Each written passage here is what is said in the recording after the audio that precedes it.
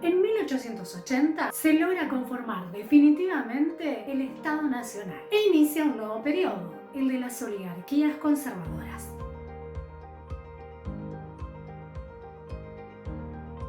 Desde 1880 hasta 1916, el país fue gobernado por un grupo en particular, la llamada Generación del 80, una especie de remasterizado de la Generación del 37. Este grupo pertenecía a la clase alta y retomaban un poco las ideas de los presidentes fundacionales, la tendencia europeizante, el afán por modernizar el país y que los únicos capaces de gobernar eran los que formaban parte de su pequeño grupo. Da la casualidad que este pequeño grupo, una oligarquía, eran todas familias dueñas de la gran mayoría de los territorios de nuestro país. Este periodo comienza con la presidencia de Julio Argentino Roca. ¿Te suena? El de la campaña al desierto. Hasta el final de este periodo, Roca va a ser una de las figuras más influyentes de la época. Gobernó durante 6 años. En esa época las presidencias tenían un lapso de 6 años. Y va a manejar todo desde su propio partido político, el Partido Autonomista Nacional, o PAN.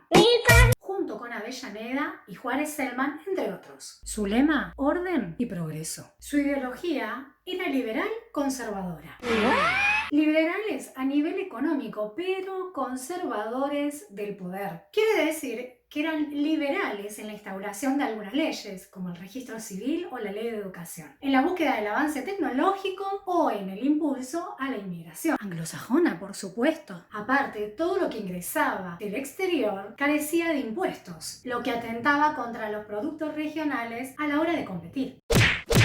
Pero por otro lado, intentaban mantenerse en el poder a través del fraude electoral. O sea, entre que pocos cumplían con las condiciones para votar, modificaban como querían los padrones, el voto era cantado y a veces hasta recurrían a la amenaza para convencerlos de votarlos. Fraude patriótico, le decían. Aparte de que no existía casi oposición. Hasta acá todo muy bonito, el plan parecía perfecto, pero puede fallar. Si bien el modelo sirvió para darle impulso e insertar a nuestro país en el mercado internacional, no buscaba la industrialización, por lo que las ganancias eran diferentes y las deudas fueron en aumento. Por otro lado, los inmigrantes que llegaron no eran específicamente de los países que ellos querían. Y si bien trajeron su cultura, también trajeron muchas ideas socialistas. Eso generó que la situación social se volviera un sub y baja de tensiones y crisis económica. Hacia 1890 estalla una crisis económica y aprovechando el descontento de la población, una agrupación opositora, la Unión Cívica de la Juventud, con Bartolomé Mitre y Leandro Alem al mando, exigiendo elecciones limpias y la renovación del sistema político. Encabezaron la Revolución del Parque, que aunque es reprimida por el Ejército Nacional, deja gran cantidad de muertes y bastante mal parada la figura pública de Juárez Celman, quien renuncia y así asume su vicepresidente Pellegrini, hasta terminar el mandato. Pellegrini va a intentar calmar las aguas, proponiéndole a la Unión Cívica que participen como sus ministros. Y acá se produce el fraccionamiento.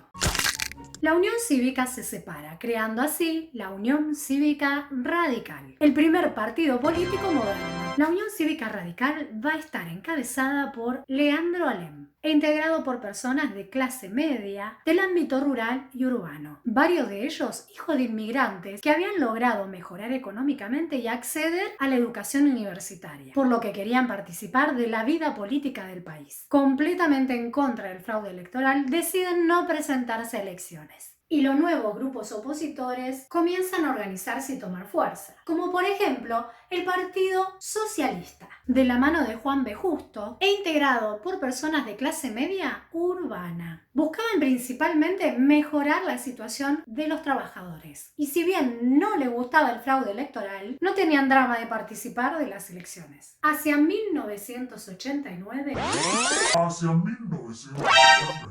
vuelve a asumir por segunda vez Julio Argentino Roca.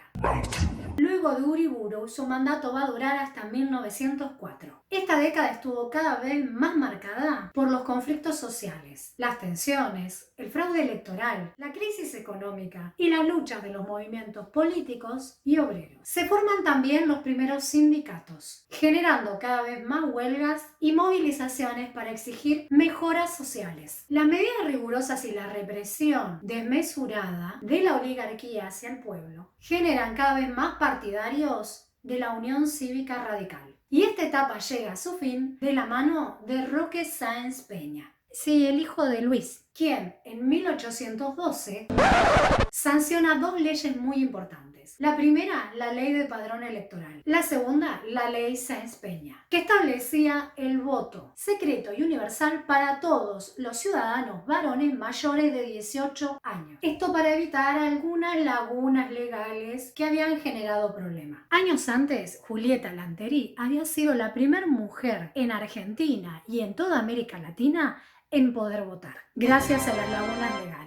Googleala, es fabulosa. Gracias a esta ley, el próximo presidente será Hipólito Yrigoyen. Iniciará una nueva etapa. Será el primer presidente radical. Su lucha se basa en lograr la transparencia electoral. Intentó dar mayor acceso a la vida política a la población a través de la educación y de la renovación de las instituciones, haciéndolas más democráticas y atendiendo todo casi de manera personal, lo cual hacía que fuera bastante difícil tomar decisiones rápidas. Pero se encontró con un panorama bastante complicado. Por un lado, en 1914 comienza la Primera Guerra Mundial. Si bien este conflicto ocurrió lejos del territorio de nuestro país y nosotros nos mantuvimos neutrales, acrecentó la crisis económica, ya que los países europeos dejaron de comprar materias primas y también de producir bienes para exportar. En consecuencia, muchas empresas bajaron los sueldos y redujeron su personal, lo cual generó más huelgas y mayor desocupación. En el primer momento, Yrigoyen siempre intenta lograr que lleguen a acuerdos y presiona a las empresas para resolver esos conflictos rápidamente. Pero al tener poco apoyo del Congreso, recordá que varios todavía pertenecían al PAN, ocurren dos sucesos que marcan definitivamente su imagen pública. La Semana Trágica en 1919 inicia como una huelga en el barrio de Pompeya de los talleres Bacena en Buenos Aires. Y la Patagonia Rebelde en 1922, una serie de huelgas de los obreros esquiladores en el sur del país. Ambos conflictos son reprimidos brutalmente por el gobierno, dejando muchos muertos. Luego Yrigoyen asume en 1922 Marcelo Torcuato de Alvear, también radical, pero provenía de una familia adinerada. Pensá que don Torcuato, dentro del partido de Tigre, inicia con una donación de 40 hectáreas de campo de la familia Alvear. Su posición lo ayudó a relacionarse con la oligarquía conservadora de otra manera. Aparte, al finalizar la Primera Guerra Mundial, vuelven a aumentar las exportaciones e importaciones y a retornar los capitales extranjeros. Pero internamente le tocó lidiar con la división de la Unión Cívica Radical. Por un lado estaban los personalistas que apoyaban a Yrigoyen y por otro lado estaban los antipersonalistas que apoyaban a Alvear. Es así que en las elecciones de 1828 vuelve a postularse Yrigoyen y adivina qué, gana Yrigoyen. El problema es que para este año Yrigoyen ya rondaba los 76 años y ya no podía encargarse de todo de la manera a la que estaba acostumbrado. Esto dificultaba su gestión constantemente, generando conflictos internos sobre el uso de los recursos y nuevos conflictos con el ejército, que no estaba para nada contento con la forma de selección y acceso a los cargos y obviamente el presupuesto que se le había asignado. Este combo estalla en 1930 con el primer golpe de Estado realizado por el ejército en contra de un presidente democrático y constitucional, el primero de varios lamentablemente. Y así llega a su fin el periodo de los gobiernos radicales y comienza una nueva etapa en nuestra historia. Y hasta acá el video. Si te sirvió, compartilo, no olvides cliquear en me gusta y nos vemos en la próxima para seguir aprendiendo juntos.